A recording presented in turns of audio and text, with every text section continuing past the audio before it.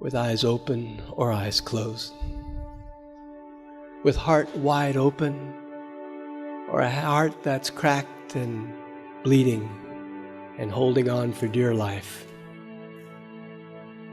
Feeling the joy, feeling the tears. Won't you come to this present precious moment, knowing that you are not alone, and that however you are, whoever you are, is perfect, whole and complete. Whatever feelings you may have, welcome. Whatever thoughts may come through, let pass through. For you are more than your thoughts, more than your feelings. Come back to this place of moreness. Each in our own way, carrying our burdens, our joys, our dreams and nightmares, our faith and confusion. All are present, all are welcome, all are one.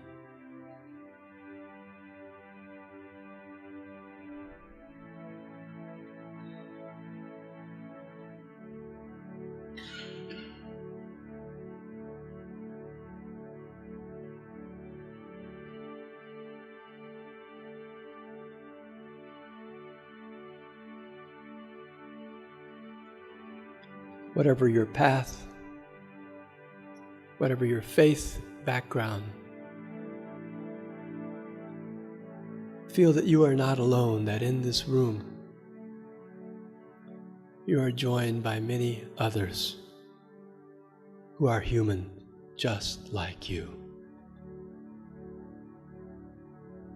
and divine just like you.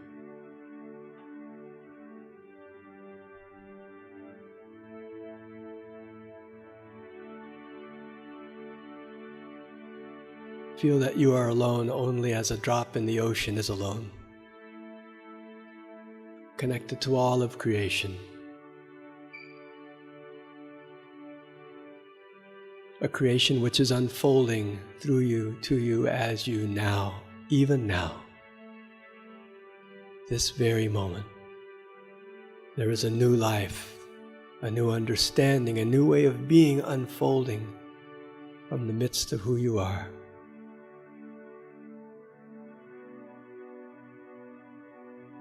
And who you are becoming.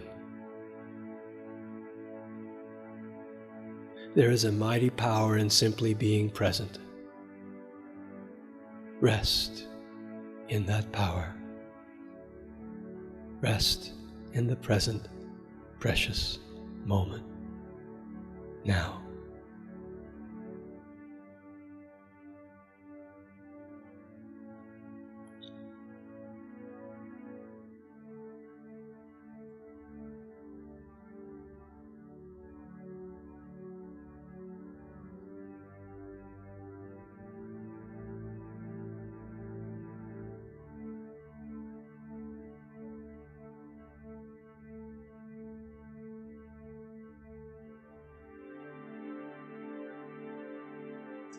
And into this place of peace and power,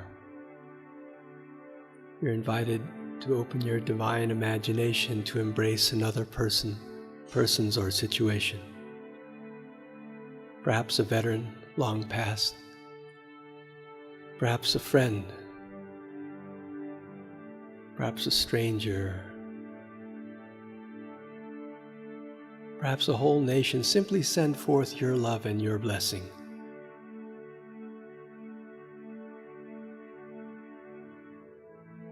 Send forth that which is yours to give. Love.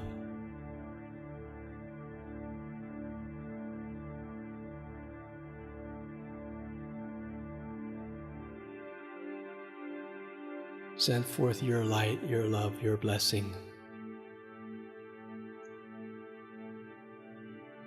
Claiming and using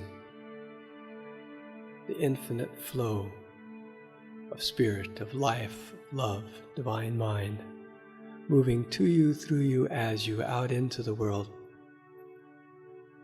to bless another person, persons, or situation. A love and a blessing which is then reflected back to you, magnified and multiplied by the power of your willingness to be an instrument of peace.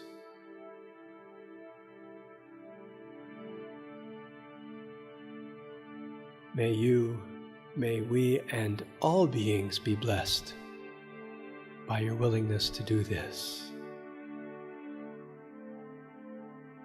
to embrace what is and radiate who you are.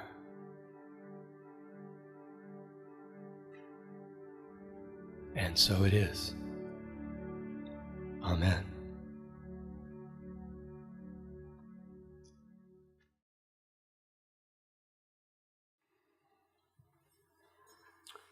So several weeks ago, Don Mathis approached me and said he was going to do the altar today, and as part of what he was doing, he would like for me to learn to play taps on my flute. It made me profoundly uncomfortable. And now people request songs and poems and suggest things all the time. In over 22 years, I've gotten all kinds of suggestions, and many of them work, and not all of them do. And I thought to myself instantly, playing taps on flute won't work. Because I know that my flute and the flutes I usually play are in minor keys. They're made at pentatonic scale in a minor key. And the flute is, and I knew taps was in a major key, and that I would have to learn something new. Old dog, new tricks, I don't know. But I stayed with it a little while, and I knew that wasn't the truth. I mean, yeah, I'd have to spend a little time practicing the taps, but that wasn't the reason that I was uncomfortable with the request. And I knew that I've officiated any number of military funerals at Fort Sam Houston over the years. And each time that we have a military funeral, taps are usually played, and I know that each time they play, I have a reaction to it too. And that's part of it. I don't want to go there. It's a celebration circle. I don't want to. Who wants to go there? Playing taps for veterans. I stayed with it a little longer, and I felt my discomfort, and I knew that wasn't the truth of it either, that there was something underneath that. And what I came to underneath that was that young, would-be intellectual hippie guy who protested against the war in Vietnam and all the wars since then. All the wars since then, and there have been too many.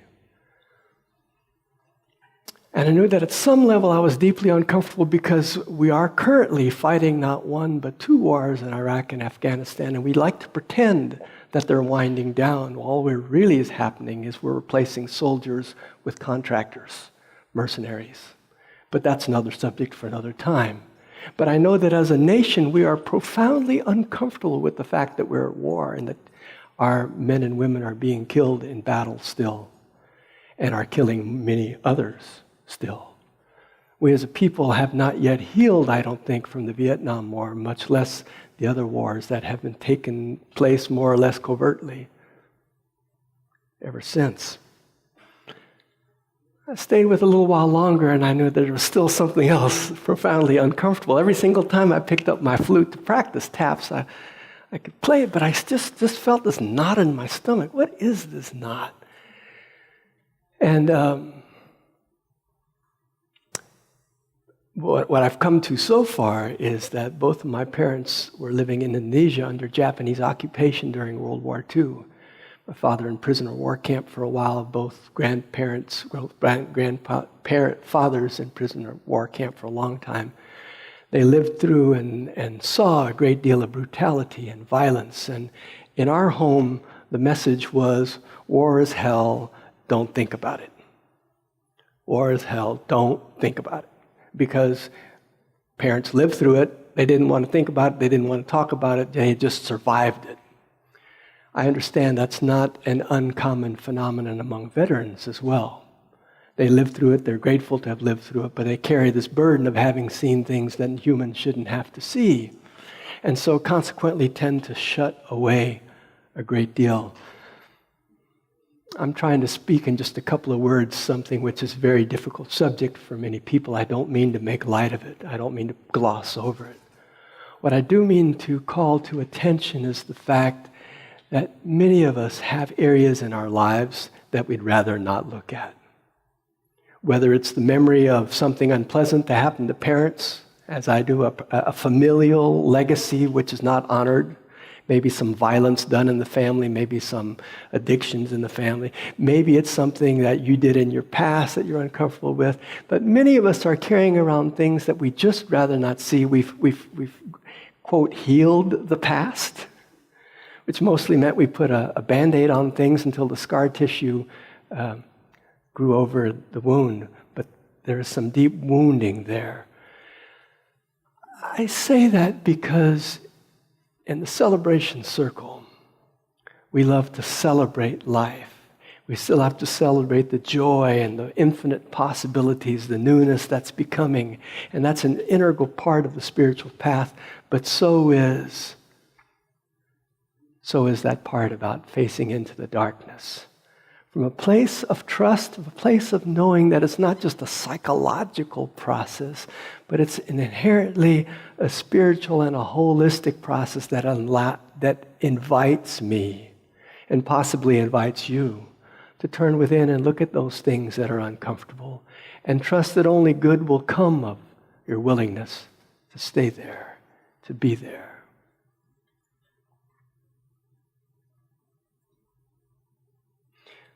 I went to the Alamo Dome last night to hear Joel Osteen speak. Something I normally would never have done, but a very good, a very dear friend of mine and a wise teacher of mine called me yesterday morning to invite me. He said he had an extra ticket. He was coming down from Austin to see Joel Osteen. Who, for those of you who don't know, is the mega minister. If you don't know, you're one of the few people in Texas who don't know that Joel Osteen regularly draws 20,000 people to his church in Houston every Sunday, and yesterday he was speaking in the Alamo Dome. Who knows how many thousands of people. And it was a powerful experience for a lot of people, a lot of big noise, big music, big talk, big. And I found myself feeling again that same incredible uncomfortable with it. And it wasn't theologically. I have no issue with anything that Joel Osteen said. I welcome it. I bless it. This positive power of thinking, God loves you, all is good, life is wonderful. But what was profoundly missing anywhere was anything that had to do with sadness or darkness or real life. It was all about gloss. And again, I'm not criticizing. I'm just experiencing my experience of it. And that desire to be in a life that honors all of it. That is willing to face into the dark and turn and face the light. That says, I love you, I bless you, oh, and I see you just the way you are. And who you are is perfect. And who you are, who I am, is much more than that mask we put on. Much more than the happy feelings. And there is a profound power that comes as we feel any discomfort that arises and simply face into it and say one of two things as we face into the isness. Say, I surrender. I just surrender to this feeling. I just surrender. I stop trying to fight it. I try to stop trying to fight the discomfort, try to make it anything other than what it is. I just surrender and let it be what it is, knowing that only life is happening. The second option, the only other option I can see is to inquire, what is this discomfort? What is this sadness? What is this? And turn into it and then say, well, what it is, in this particular case, is my parents' profound sadness and need to get past the violence of their World War II experience. And that still lives in my memory when I hear the word TAPS, right?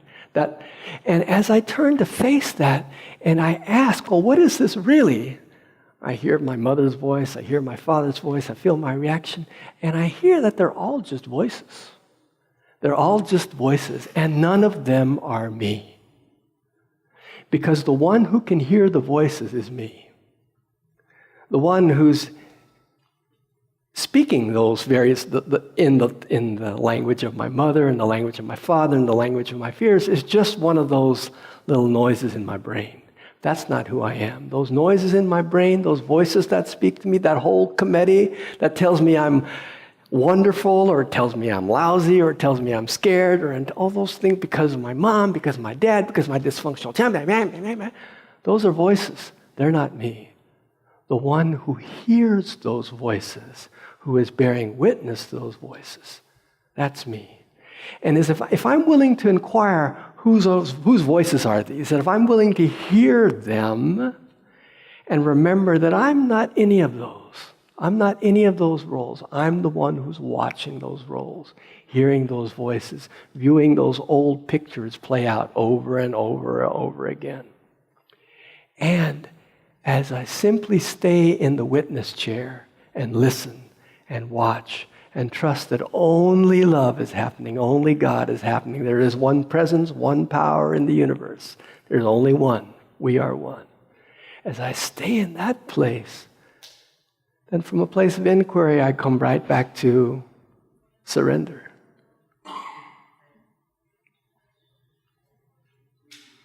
Let me review this again, because I see some of you are profoundly uncomfortable with me talking about discomfort, as I am.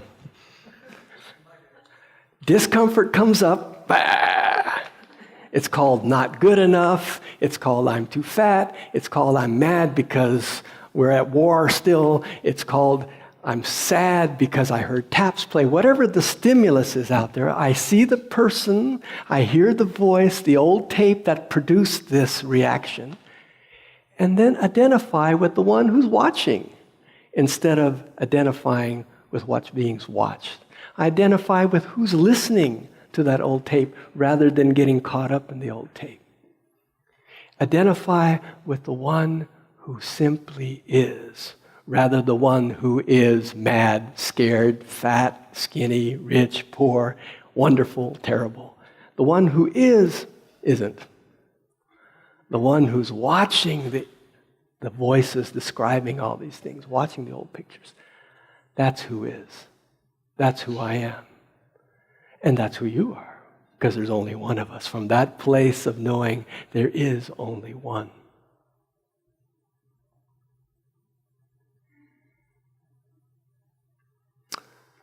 Some of you may have heard the story before. It strikes me as really interesting that back during the Falklands War, some of you may remember back in the early 80s, Britain got into a territorial dispute with the people of the Falkland Islands off the coast of Argentina. Very desolate islands. I think there are a grand total of 300 inhabitants on I don't know how many dozens of islands, scores of islands. They're really worthless, except they have strategic value. They're the northernmost tip of South America, and ships pass through there, and it's considered valuable strategic territory, which is why the British sent troops to reconquer, invade the Falkland Islands. The British forces, Royal Air Force, is very powerful. There are only 300 inhabitants of the Falkland Islands. I think there's 4 soldiers there, and they didn't put up much resistance. So as a consequence, the British troops didn't have much to do. They were bored. And the pilots in the Royal Air Force made a game of flying their airplanes in over the beach where there were thousands of penguins. And thousands of penguins were nesting on this beach, and these pilots would go back and forth across the beach, flying this way and that, so that the penguins, they'd watch thousands of black and white penguins follow the flight lines of the airplane. And they just thought that was amusing. Particularly when they then would fly their plane out to sea, and fly it back very low and slow and watch as thousands of pigeons in unison, penguins in unison, fell backwards. It's a pitiful story. I tell it because you and I tend to get just as hypnotized as those penguins. To follow the stories that are out there in our culture about us not being good enough, bad enough, and finally just kind of get bowled over by the full strength of being pulled by our emotions, thoughts, and feelings rather than staying in who we truly are. I'd like to think I'm at least as smart as a penguin.